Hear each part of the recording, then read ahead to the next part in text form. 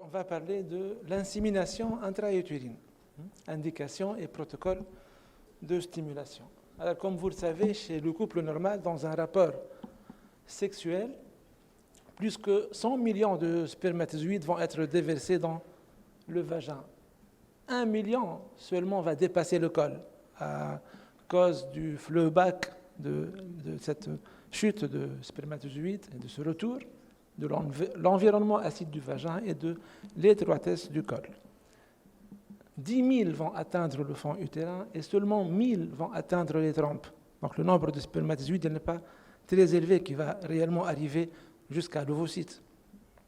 Alors cette insémination intra-utérine a pour but peut-être d'augmenter un peu le nombre de spermatozoïdes qui vont aller vers l'ovocyte. C'est un parmi les objectifs comme ça les plus simples à comprendre. Donc on va faciliter la rencontre spermatozoïde-ovocyte. On va sélectionner un nombre suffisant de spermatozoïdes mobiles et progressifs. Et on va aussi augmenter légèrement le nombre d'ovocytes avec cette stimulation paucifolliculaire. On peut avoir plus qu'un ovocyte. C'est mauvais peut-être dans le sens, on n'a pas envie d'avoir des grossesses multiples, mais réellement il y a forcément plus d'ovocytes dans une stimulation ovarienne. Donc la technique, on va essayer d'être simple. C'est la stimulation ovarienne qui va être suivie d'une préparation du sperme, de l'insémination proprement dite et du soutien de la phase lutéale. Alors la stimulation, est-ce qu'elle est obligatoire? Non, elle n'est pas obligatoire. On peut faire une insémination sans stimulation. On le fait sur cycle naturel. La stimulation, elle est plutôt indiquée dans les dysovulations, par exemple dans les syndromes des ovaires polykystiques, là où il y a des spanioménorrhées et des ovulations tardives. Cette stimulation, elle doit être monofolliculaire et au pire paucifolliculaire. On peut utiliser le citrate de clomiphène seul, ou bien associé à la FSH, ou bien de la FSH seule. On doit faire obligatoirement un monitorage échographique. Le déclenchement de l'ovulation par ACG sera fait 36 heures avant l'insémination. Et les critères de déclenchement, je rappelle, c'est avoir 1 ou 2 follicules, moins de 3 follicules, de 17 à 18 mm, avec un endomètre qui dépasse les 7 mm d'épaisseur, en triple feuillet, avec un taux de stradiol de 200 picogrammes en moyenne par follicule. Alors, le Collège français de gynécologie obstétrique qui recommande d'associer une stimulation avant l'IAC. Pourquoi il recommande d'associer une stimulation? C'est parce que peut-être ça donnerait de meilleurs résultats. Et c'est ce qu'on va voir ici, voilà, là où on voit que lorsqu'on a une stimulation monofolliculaire, on va avoir moins de grossesse que lorsqu'on a 2 follicules.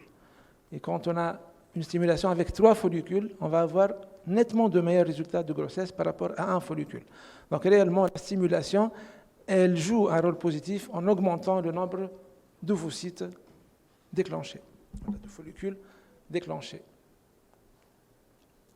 Alors, comment il faut stimuler? Avec quelle molécule? Alors, cette étude, elle a essayé de subdiviser en 3 groupes, 2 grands groupes. Le groupe A, une stimulation avec le citrate de clomiphène seul. Le groupe B, une stimulation avec le citrate de clomiphène avec de la FSH pour le B1. Et le sous-groupe B2, FSH seul. Alors, c'est quoi le citrate de clomiphène? Je sais que vous le savez tous, mais je vais un peu rappeler. Le citrate de clomiphène, en Tunisie, on a le serpafar. Ailleurs, il y a le clomide. C'est un anti-œstrogène qui va cacher les récepteurs de l'œstrogène au niveau de l'hypophyse. Alors, lorsqu'on a la folliculogénèse, on va avoir les 5 à 6 premiers jours une poussée de follicules, une sécrétion d'œstradiol, une augmentation du taux d'œstradiol dans le sang, et quand ce taux va atteindre 50 picogrammes, un feedback négatif va aller à l'hypophyse pour sécréter moins de FSH. Alors, si les récepteurs de l'œstrogène sont cachés par le citrate de clomiphène, le feedback négatif ne va pas fonctionner. Et l'hypophyse va continuer à sécréter de la FSH. Donc, le phénomène de sélection, cette chute de la sécrétion de la FSH ne va pas survenir.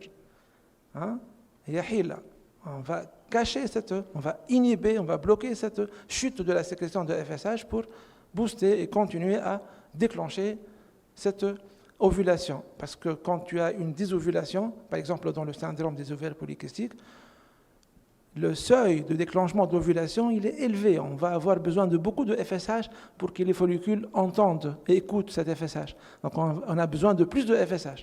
Ou bien on doit l'injecter tout simplement, on le synthétise, etc. Ou bien on le prend d'autres femmes, ou bien on va essayer de faire cette petit tour de magie pour sécréter plus de FSH endogène. Mais avec le citrate de clomiphène, il a l'inconvénient, c'est qu'il ne cache pas les récepteurs de l'œstrogène juste au niveau de l'hypophyse, il les cache aussi au niveau de l'endomètre. Donc il peut bousiller l'endomètre. Il les cache aussi au niveau de la glaire cervicale. Il peut aussi bousiller la glaire cervicale. Donc il y a certains effets indésirables. Donc si on donne de la FSH seule, mantiqiyan, logiquement, ça sera mieux. Donc on va voir les résultats. Donc le groupe B, FSH, plus ou moins citrate de clomiphène, avec ce groupe, on a eu de meilleurs taux de grossesse. Il y a un nombre plus élevé de follicules aussi. Donc, plus de grossesse, peut-être c'est dû à quoi? Parce qu'on n'a pas bousillé peut-être l'endomètre et la glaire, mais plus de follicules. On est la FSH exogène, elle donne plus de follicules. Ça, c'est une constatation expérimentale. Quand on a comparé citrate de clomiphène plus FSH versus FSH, on a eu un meilleur résultat pour la qualité de l'endomètre, l'épaisseur de l'endomètre avec la FSH seule, sans pour autant avoir de meilleurs résultats au niveau de la grossesse. Donc FSH seul, c'est suffisant pour faire de la stimulation pour une IAC. Si on associe le citrate de clomiphène, il va y avoir des effets négatifs, peut-être, mais qui ne sont pas documentés par les études statistiques et scientifiques. Maintenant, pour les OPK, depuis quelques années, il y a cette notion de stimulation par les anti-aromatases. J'explique un peu, kiff. Vous connaissez tous l'intérêt, mais quand même, je suis là pour le faire. Donc, je vais essayer de rappeler. Alors, il y a une enzyme qui s'appelle la convertase au niveau du tissu sous-cutané qui convertit les androgènes en oestrogènes. Les anti-aromatases vont inhiber le travail de cette enzyme. Donc les androgènes ne vont plus être transférés en oestrogènes au niveau du tissu sous-cutané, ce qui va nous donner moins d'oestrogènes dans le sang. Moins d'oestrogènes dans le sang, c'est un feedback positif vers l'hypophyse et une sécrétion abondante de FSH. Sans pour autant cacher les récepteurs de l'œstrogène au niveau de l'endomètre et au niveau de la glaire cervicale. Donc on va gagner sur le plan sécrétion endogène de FSH et on ne va pas avoir les méfaits du citrate de clomiphène. On va s'attendre à quoi? On va s'attendre à avoir une bonne stimulation et induction de l'ovulation sans pour autant risquer une hyperœstrogénie. L'hyperœstrogénie, elle peut donner un syndrome d'hyperstimulation, oui, mais on ne va pas risquer peut-être un syndrome d'hyperstimulation en essayant de faire une stimulation paucifolliculaire. Mais on sait que l'œstrogène en grande quantité est néfaste aussi pour l'endomètre. Parce qu'au niveau de l'endomètre, au niveau de la fenêtre d'implantation, au niveau de la phase là où l'embryon peut s'implanter, il y a des gènes au niveau de l'endomètre qui vont être ou bien surexprimés ou bien sous-exprimés avec ce taux d'œstrogène de 200 picogrammes normal. Mais si on va s'amuser à donner beaucoup d'œstrogène, on va peut-être accélérer cette maturité génétique ou bien ces modifications génétiques et on va faire venir, on va rapprocher la phase d'implantation et on va perdre, sur le plan implantation. Donc, le létrozole, il est indiqué parce qu'il n'est pas nuisible pour l'endomètre, il ne donne pas beaucoup d'œstrogène, mais il faut dire que les études expérimentales, ils ont montré plus d'ovocytes aussi avec le létrozole. Je n'ai pas beaucoup d'explications à ça, mais peut-être il y a des gens dans la salle qui peuvent vous expliquer ça, mais beaucoup plus d'ovocytes aussi, plus de qualité, plus de grossesse et plus d'ovocytes pour les OPK. Alors, la probabilité d'obtenir une ovulation avec le létrozole est significativement plus élevée qu'avec le citrate de clomiphène en matière de nombre de follicules. Donc, c'est une bonne molécule. Alors ça, on a parlé de la stimulation ovarienne. On va passer à la préparation du sperme. Le sperme est recueilli par éjaculation pour les gens qui peuvent le faire. Sinon, S'il y a d'autres méthodes comme l'électrostimulation, etc., en cas d'impuissance sexuelle, par exemple. Et puis, il nous faut une abstinence de 2 à 5 jours. Peut-être une biopsie testiculaire dans les autres techniques d'assistance médicale à la procréation. Le recueil doit se faire au laboratoire le même jour, avec des conditions d'hygiène strictes. Il ne faut pas utiliser ni savon, ni gel, n'est-ce pas? Je parle sous le contrôle des biologistes, Dr Khadija. Alors, l'objectif, c'est d'isoler le plus grand nombre de spermatozoïdes mobiles, amorcer la capacitation. Et c'est quoi la capacitation? C'est cette maturation membranaire spermatique qu'acquiert le spermatozoïde en passant dans le tractus génital de par les sécrétions génitales qui existent. Alors là, on va perdre cette capacitation si on va prendre le sperme et on va le mettre directement dans l'utérus. Donc, les biologistes essaient de gagner sur le plan capacitation en préparant le sperme aussi. Éliminer les spermatozoïdes morts, les virus et les bactéries pour ne pas aussi risquer une infection endométriale ou bien une endométrite chronique. Je pense toujours à ça. Et j'essaie toujours de lire. Est-ce que je ne suis pas en train de nuire à mes patientes en prescrivant cette insémination? Je ne peux pas m'empêcher d'avoir peur un peu, parfois. Alors, le gradient de densité, la centrifugation, le SWIMAP, c'est quoi? Alors, les biologistes, ils savent très bien travailler comme ça, c'est difficile à expliquer. Je trouve des difficultés, mais il se trouve qu'ils essaient de mettre le sperme dans un gradient de densité différent. Ce gradient de densité, il va en augmentant, en descendant vers le bas, le gradient de densité, il augmente. Alors, ils font une centrifugation aussi. Et c'est les cellules qui pèsent peut-être plus, qui sont le plus mobiles, qui peuvent aller vers le fond. Et c'est les cellules, les leucocytes et les cellules lymphocytaires et les cellules mortes et les spermatozoïdes immobiles qui vont rester là-haut. Ils vont pomper le mauvais sperme par des pipettes. Ils vont laisser le culot qui contient le bon sperme, sans liquide séminal et sans lymphocytes normalement et sans leucocytes. Et le SWIMAP, c'est une technique je pense aussi, c'est une technique de gradient inversé. Et ils le font s'ils veulent encore essayer de purifier les spermatozoïdes du risque viral ou bien du risque infectieux. C'est un gradient de densité différent. Donc là, on va prendre le culot des spermatozoïdes les meilleurs pour les injecter dans la cavité utérine au bon moment. On a mantiqiyan l'ovulation. Pardon. L'indice de fragmentation d'ADN, Dr Khadija, elle nous a parlé de ça. Bon, l'ADN, c'est la structure même du chromosome, c'est la charpente métallique du chromosome. Il y a je pense, parfois j'explique mal ces choses, mais il y a des cassures au niveau de cette charpente qui peuvent être dues à ou bien une intoxication, un manque d'oxygénation, peut-être aussi une radiation ionisante ou bien un tabagisme, etc., un problème d'oxydation. Ces cassures vont donner une altération de la qualité spermatique. Ces cassures, ils essaient de chercher avec une méthode de chromatographie, ils essaient de dénaturer, etc. Ils essaient de voir s'il y a un halo qui entoure le spermatozoïde et ils peuvent nous donner un pourcentage de spermatozoïdes qui portent cette cassure de l'ADN. Et en fonction de ce pourcentage, on peut classifier ou bien chercher un cut-off à partir duquel on ne doit pas espérer beaucoup une grossesse spontanée ou bien par insémination ou bien par une fécondation in vitro et chercher l'étiologie et essayer de guérir et de traiter. Pour l'insémination, il y a des articles qui commencent à parler de cut-off de 30%. Donc si tu as plus de 30% d'indice de fragmentation, les chances de réussite de l'insémination sont très faibles. Bon, aller à dire qu'on doit chercher cet indice de fragmentation d'une manière systématique avant de faire l'IAC, c'est trop dit. Je laisse ça j'attire votre attention sur ce problème, tout simplement. Ce n'est pas encore du tout le standard. Mais on va y réfléchir.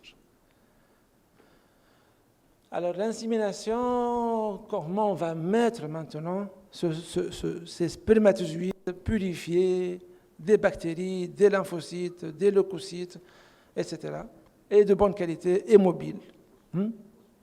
On va mettre la patiente en position gynécologique, on va mettre en place un spéculum, on va nettoyer avec le sérum physiologique comme d'habitude. Et on va essayer d'introduire maintenant le cathéter ou bien la sonde au fond de la cavité utérine, puis on va, sans la traumatiser, on va retirer la sonde de 0,5 cm, on va injecter d'une manière lente et on va retraire, on va enlever le cathéter après 15 secondes. On va mettre la patiente au repos pendant 10 à 15 minutes. Les rapports sexuels peuvent, selon certaines équipes, être encouragés aussi le soir de l'insémination. Voilà. Alors, il y a plusieurs types de sondes qu'on peut utiliser. Et les sondes les plus connues, ou bien les plus adaptées à faire une insémination, c'est des sondes qui contiennent à la fin de la sonde 2 ouvertures latérales et pas au niveau du fond, comme le cathéter. Généralement, les laboratoires ont la facilité d'utiliser le cathéter de transfert embryonnaire. Le cathéter de transfert embryonnaire, son ouverture, elle est distale, elle est en continuité avec la sonde, avec le cathéter. Par contre, les sondes de transfert de spermatozoïdes qui sont spécifiques à l'IAC, ils ont 2 ouvertures latérales. Et c'est fait peut-être pour essayer d'injecter tout près des ostias. Voilà. Il y a bien sûr plusieurs types de sondes. Il y a des sondes, par exemple, mémoire pour les transferts difficiles. Il y a des sondes de petite taille pour les cols et les défilés cervico-ismiques qui sont étroits, etc. Il y a plusieurs types de sondes. Bon. Alors, il y a une deuxième technique, c'est l'inondation intra-utérine. Parce que quand on transfère en matière d'insémination, on transfère entre 0,3 et 0,5 millilitres. Quand on va enlever le liquide séminal, etc., il va rester juste une petite, quelques 0,3 millilitres. Mais si on ajoute, par exemple, un autre liquide, un milieu de culture, et on essaie de transférer maintenant 5 millilitres. Ces 5 millilitres, ça va être un peu l'équivalent d'une hystérographie ou bien d'une hydrosonographie. Donc, quand tu vas injecter, ça va passer dans les trompes. Et ce passage dans les trompes, on a espéré avec ce passage avoir un meilleur rendu, parce qu'on va apporter plus de spermatozoïdes auprès de l'ovocyte. Bon, il n'y a pas de différence significative entre les deux techniques. Bon, un en cours, il n'y a pas de différence significative, ou bien aussi, il n'y a pas, c'est une non-infériorité aussi. Déjà, c'est une bonne technique, ce n'est pas mauvais. On ne la fait pas d'une manière courante, mais aller à réfléchir ou bien à la tenter, je pense que ce n'est pas une mauvaise idée. La phase lutéale, est-ce qu'il faut la soutenir? Ce n'est pas obligatoire, parce que c'est des cycles presque... le corps jaune, il est là. On n'a pas bousillé le corps jaune avec une ponction. Donc, on a la sécrétion de progestérone. Maintenant, ajouter de la progestérone, il y a des équipes qui pensent que c'est bon, mais je ne vais pas m'attarder là-dessus. Les indications. Il y avait beaucoup d'indications en 2009-2010 avec le collège de gynéco. Et puis, il y a eu une chute, une diminution de l'espérance de ce qu'on peut tirer de l'IAC. Et puis, après les recommandations de NICE 2013, il y a un regain d'intérêt. Bon, ça bascule. Mais généralement, c'est l'infertilité inexpliquée, l'infertilité masculine légère à modérée, les infertilités cervicales, quoique... ces indications diminuent beaucoup parce qu'on ne demande plus, comme avant, le test post-coïtal. Il n'y a plus de temps. Donc, je passe. L'endométriose légère à modérée, l'impossibilité de l'apport intravaginaux, etc. Alors, pour les risques, pour les risques d'infection génitale. Est-ce qu'il y a réellement des risques d'infection génitale? Oui, parce que sinon, par la loi, on est demandé de demander les sérologies au moins de l'HIV, de l'hépatite B, de l'hépatite C. Il faut faire attention, il faut être vigilant, il faut le faire, il faut le lire, il faut le vérifier. Il faut qu'il y ait plusieurs filtres aussi dans le centre de PMA. Le gynécologue, le biologiste, etc. Plusieurs personnes vont vérifier pour ne pas risquer une contamination. Et puis, pour le sperme, est-ce qu'il faut demander le mycoplasme et le chlamydia ou bien autre? La loi ne parle pas de ça. Il y a des centres qui demandent que le mycoplasme, il y a des centres qui demandent le mycoplasme et le chlamydia. Pour le mycoplasme, Dr Khadija, elle nous a expliqué qu'il y a le Ureaplasma uriaticum, il y a le mycoplasme hominis, il y a aussi le mycoplasme genitalium.